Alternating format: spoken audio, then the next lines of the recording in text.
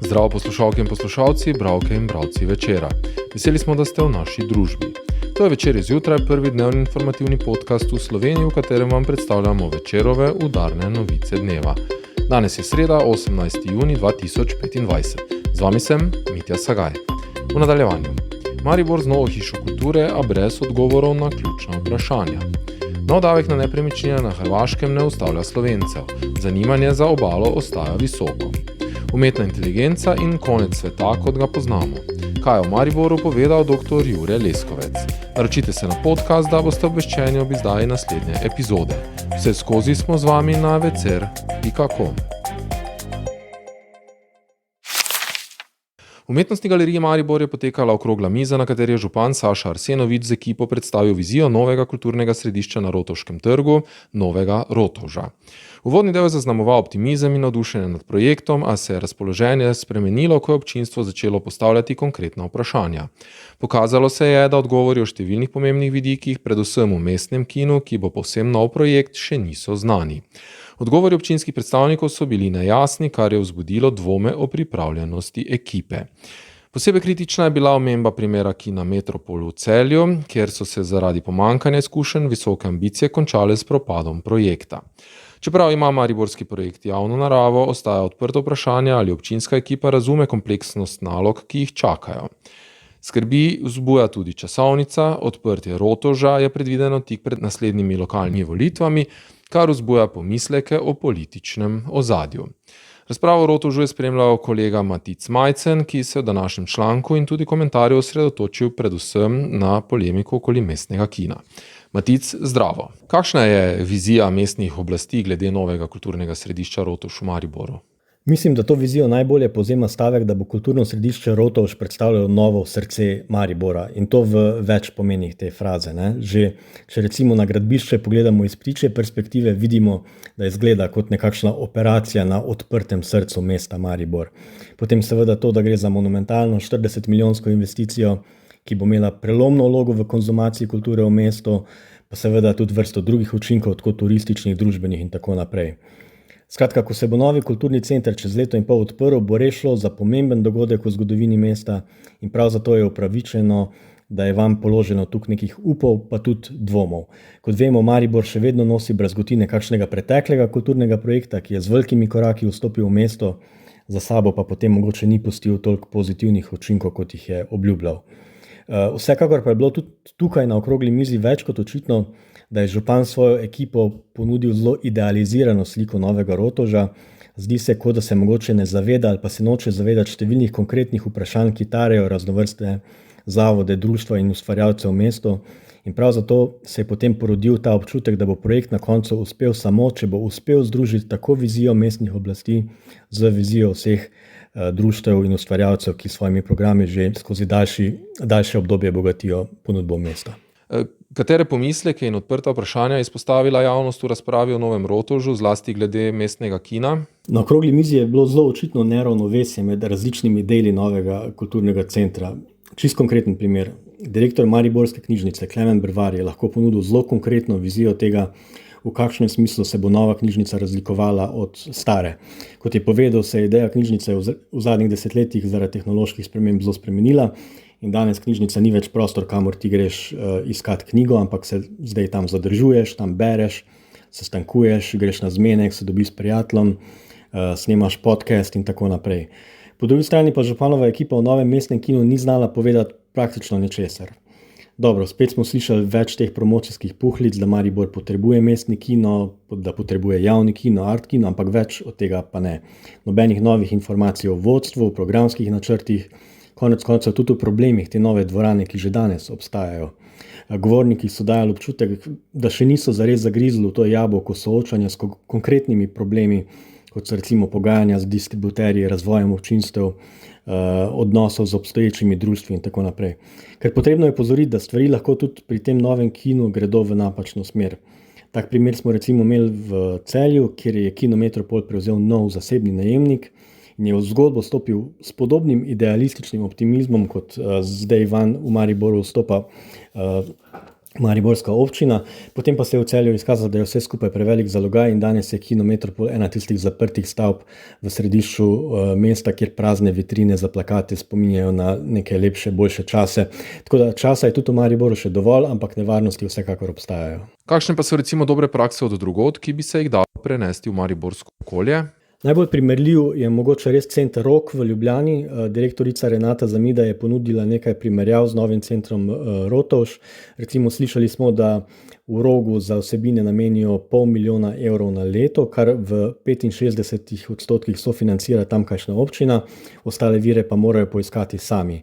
V Rotovžu ne bi bila ta vsota sprva pri 340 000 evrih, torej samo za vsebine. Župan Arsenovič pa je namignil, da bodo morali upravitelji posameznih sektorjev prav tako iskati zunanja sredstva in celo delovati profitno. Sicer pa se tudi pri Rotovžu mogoče pojavljajo te želje, da bi tudi pri nas dobili kulturno središče, ker bi ljudje, tako domačini kot turisti, čakali v vrstah za posamezne dogodke. To so prizori, kakršne poznamo iz Pariza, iz Londona, ampak je Rok Predin na okrogli mizi poudaril, da se ne bi smeli tako neposredno zgledovati po teh okoljih, ker so tako zelo različna. Kot vemo, je naš umetniški trg zelo drugačen, je majhen, umetnost posledično sofinancira država in bolj je ključen moment res ta, da bo tako mariborsko kot slovensko okolje z Rotovžem uspelo preseči pojmovanje umetnika kot nekoga, ki je prisesan na državni proračun in da bo na novo mogoče viden kot nekdo, ki pripoveduje zgodbe o svojem okolju. In mislim, da je to dejansko ta ključni moment, ki se ga občinska oblast mogoče premalo zaveda, torej da če bo hotelo biti to središče uspešno na vseh nivojih, bo moralo najti dialog med vizijo občine z ustvarjalci, društvi, zavodi. In če bo ta simbioza uspela, bo ta projekt uspešen in bo posledično tudi privabil širše splošno občinstvo. Hvala, Matic. Hrvaška je začetkom leta uvedla nov davek na nepremičnine, ki ga določajo občine in znaša od 0,8 do največ 8 evrov na kvadratni meter uporabne površine letno. Gre za nadomestilo za dosedanji sistem obdavčitve, ki v praksi v večini mest znaša med 2 in 5 evri na kvadratni meter. Čeprav je novost sprožila nekaj skrbi, predvsem med tujimi kupci, zlasti Slovenci, ki veljajo za največje tuje lastnike nepremičnin na Hrvaškem, pa trenutni vpliv na trg ni drastičen. Smiljana Drk iz nepremičninske agencije Century 21 Leader nekretnine poudarja, da je zanimanje kupcev za realno vrednotene nepremičnine ostalo stabilno. Uradne statistike sicer kažejo na rahel upad prodaje za približno 4,76% glede na leto 2008 in za približno 5% manj nakupov strani tujcev. Boro Vujović iz agencije Opereta ocenjuje, da davek več vpliva na lastnike, ki so svoje nepremičnine oddajali kratkoročno in jih zdaj preusmerjajo v dolgoročne najeme. Po njegovem mnenju je glavni učinek davka že izvenel v času njegove napovedi. Za poprečno 2,5-sobno stanovanje, recimo velikosti 65 kvadratnih metrov, znaša letni davek med 130 in 325 evri, odvisno od stopnje, ki jo določi občina. Obstaja tudi izjeme, kot so oprostitve za nepremičnine za stalno bivanje ali dolgoročni najem. Slovenci ostajajo vodilni tuji kupci nepremičnin na Hrvaškem, po ocenah naj bi jih imeli v lasti okoli 115 000. V letu 2024 so opravili 584 nakupov, sledijo jim Nemci in Avstrijci. Lani so Slovenci izvedli 3529 nepremičninskih transakcij. Močan čustveni odnos Slovencev do Hrvaške, predvsem do obalnih krajev, ohranja visoko raven povpraševanja. Kupujejo tako zemljišča za mobilne hiške kot luksuzne vile, apartmaje in družinske hiše, pogosto tudi kot investicijo. Največje zanimanje velja za manjša stanovanja blizu morja z dobro infrastrukturo in prometno dostopnostjo. Posebej priljubljeni so otoki z rednimi trajektnimi povezavami. Dražje nepremičnine se prodajajo počasneje, kar Vujović pripisuje visokim stroškom gradnje in posledičnemu dvigu cen, ob čemer je ponudba manjša kot povpraševanje. Čeprav se je z uvedbo davka pojavila skrb za upad zanimanja, podatki kažejo, da trg ostaja aktiven, predvsem zaradi čustvene navezanosti Slovencev na Hrvaško in njihove želje po investicijah ter oddihu ob morju. Vpliv novega davka je za zdaj omejen in ne ogroža resne dinamike trga. Danes živimo v času, ko umetna inteligenca ni več znanstvena fantastika. Svet se že spreminja in kot pravi profesor računalništva na Univerzi Stanford dr. Jure Leskovec, se nikoli več ne bo vrnil nazaj. Na Slovenskem globalnem forumu je udeležencem predstavil, kako se ta revolucija dogaja neposredno v Silicijevi dolini, kjer se piše prihodnost. Začel je s preprostim dejstvom. Umetna inteligenca, kot jo poznamo danes, je pravzaprav zelo mlad pojav. Ključni preboj se je zgodil novembra 2022, ko je podjetje OpenAI predstavilo ChatGPT-3. To je bil prvi model, s katerim smo se lahko zares pogovarjali. Le 6 mesecev pozneje je sledila izboljšana različica GPT-4 in s tem se je začela nova doba. Leskovec pravi, da lahko danes umetna inteligenca združuje različne načine razmišljanja, vid, sluh in logiko. Poda primer, ne potrebujemo več pisati seznama sestavin. Dovolj je, da fotografiramo vsebino hladilnika in vprašamo, kaj naj skuham. Model prepozna živila na sliki in predlaga recept, kot da bi imeli osebnega kuharskega pomočnika. Na Stanfordu pa že raziskujejo še bolj napredne možnosti, naprimer znanstvenika, ki ga poganja umetna inteligenca. Ta lahko izvaja eksperimente, išče povezave med podatki in je kar 10-krat hitrejši kot povprečen doktorski študent. In to še ni vse. Rezultati, ki jih dosega, so primerljivi s tistimi, ki jih ustvari oseba z doktoratom. Svet dela se spreminja. Danes umetna inteligenca že pomaga programerjem. Ti postanejo za kar 30% bolj učinkoviti. Pri Microsoftu, na primer, že tretjino kode napiše umetna inteligenca. Tudi odvetniki prihranijo nekaj ur na teden, ker jim agenti pomagajo pri pregledu dokumentov. Zdravniki pa imajo na voljo sogovornika, digitalnega strokovnjaka, ki jim pomaga pri diagnosticiranju bolezni. In kar je najbolj neverjetno, ta umetna inteligenca v povprečju bolje opravi medicinski izpit kot ljudje. A zakaj potem umetne inteligence še ne uporabljamo povsod? Leskovec pojasnjuje, da sta oviri predvsem dve: pomanjkanje znanja in talentov v podjetjih ter pomanjkanje vizije pri vodstvu. Če podjetja ne razumejo, kaj zmorejo ti sistemi, ne bodo nikoli stopila na ta vlak. Prihodnost, ki jo Leskovec opisuje, je precej drugačna od sedanjosti. V Silicijevi dolini je danes mogoče zagnati podjetje s 3 ljudmi, ker umetna inteligenca prevzame delo 10 programerjev, tržnikov in analitikov.